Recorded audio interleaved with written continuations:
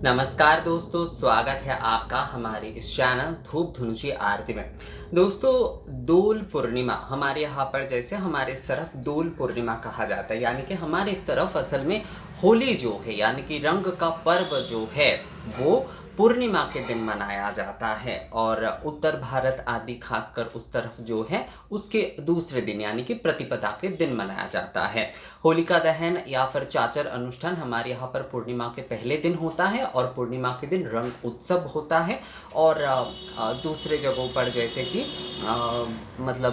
उत्तर भारत में खासकर जो है ये मान्यता या फिर इस विधि के साथ जो है मनाया जाता है कि पूर्णिमा के दिन चाचर यानी कि होलिका दहन अनुष्ठान किया जाता है और दूसरे दिन प्रतिपदा के दिन जो है रंग के उत्सव मनाए जाते हैं।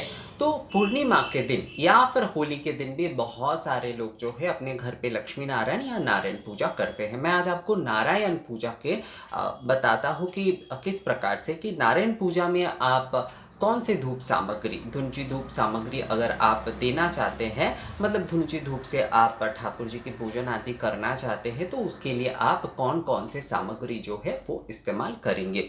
तो इसमें जो है होली के दिन यानी कि दोल पूर्णिमा के दिन भी आप पूजा कर रहे हैं या फिर उसके दूसरे दिन भी आप कर रहे हैं, दोल पूर्णिमा या होली जिस दिन भी आप नारायण पूजा कर रहे हैं, तो उस दिन आप जो है धुनुची पीतल के धुनुची में ही अवश्य जलाइएगा धुनुची धूप जो है, क्योंकि पीत रंग के जो भी सारे बर्तन आदि होते हैं ना वो श्री नारायण को बहुत पसंद है। तो इसलिए जो है आप पीतल के धुनुची में ही जो है आप धुनुची धूप प्रज्वलन करिएगा और उसमें घी के बाती से अवश्य करिएगा। शुद्ध गाय के घी के बाती से ही जो है नारियल के छिलके या गोबर के कंडे जो है, बहुत सारे लोग आप लोग इस कंफ्यूजन में अभी भी मुझे लगता है कि गोबर के कंडे या नारियल के छिलके दोनों ही इस्तेमाल कर सकते हैं।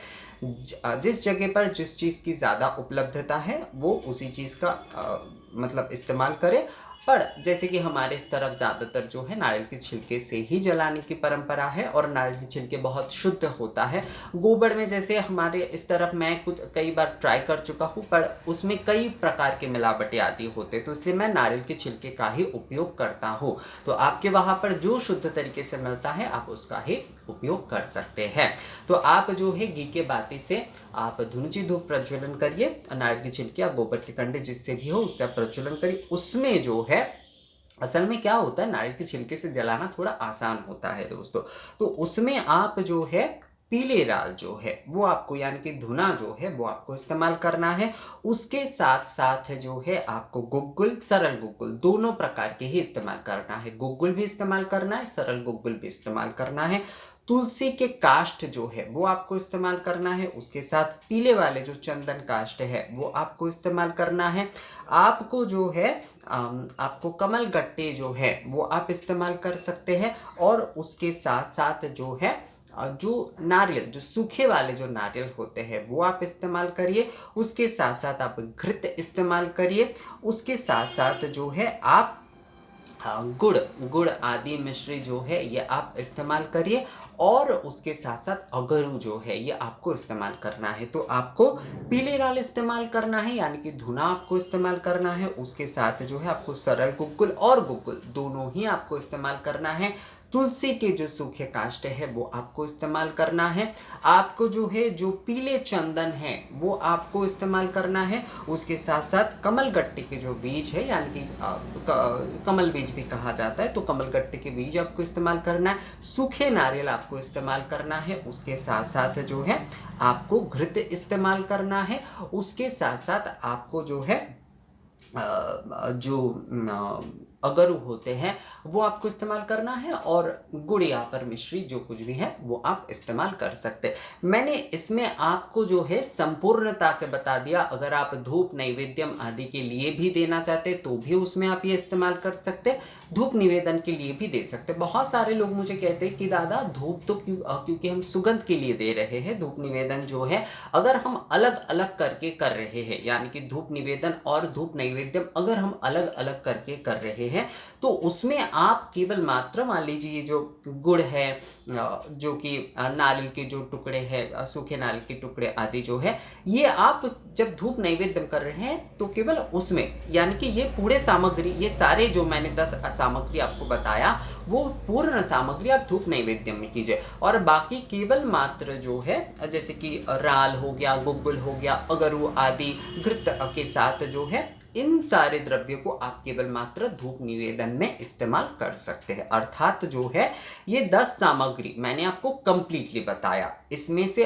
ये 10 सामग्री ही जो है आप जब धूप नैवेद्यम आदि कर रहे हैं तो उसमें आप इस्तेमाल कर रहे हैं। धूप औषधि आदि भी अगर कर रहे हैं तो उसमें भी आप कर सकते हैं, यानी कि धूप सेवा के माध्यम से मान लीजिए आप धूप भोग एक प्रकार से भगवान को दे रहे हैं, तो उसमें आप ये कंप्लीट ये जो 10 सामग्री मैंने आपको बताया वो आप इस्तेमाल कर सकते हैं। आप केवल मात्र जो है सुगंध के तौर पर भगवान को धूप कर रहे हैं तो उसमें ये सारे जो भी वस्तु है, यानी कि ये जो नारियल के टुकड़े हैं, गुड़ आदि है, इन सारी वस्तुओं को जो है आप अलग रख सकते हैं। मतलब इनका इस्तेमाल ना भी कर सकते, अगर करते हैं तो कोई समस्या नहीं है, पर आप अगर चाहे तो ना भी कर सकते हैं जब धूप निवेदन आप सुगंध के तौर पर कर रहे हैं। तो इन्हीं सामग्री इसमें यही रहेगा, सामग्री का कोई परिवर्तन अलग से नहीं होगा।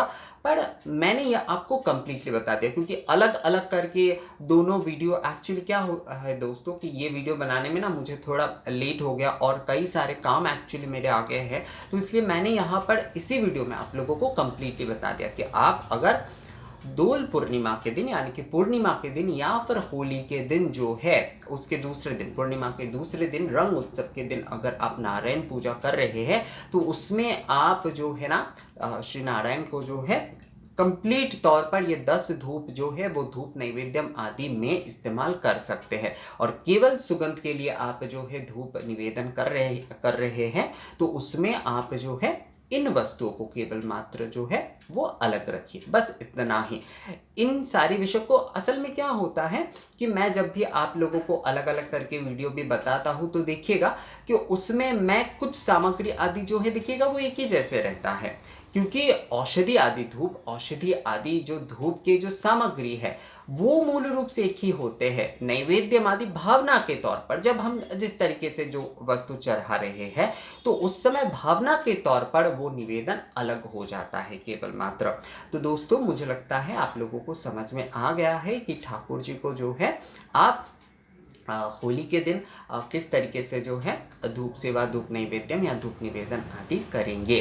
तो ये वीडियो आप लोगों को कैसा लगा मुझे कमेंट्स करके ज़रूर बताइएगा। अगर ये वीडियो अच्छा लगा है तो इसे लाइक और शेयर ज़रूर कर दीजिएगा। मिलते हैं आपसे अगली वीडियो में, तब तक के लिए नमस्कार।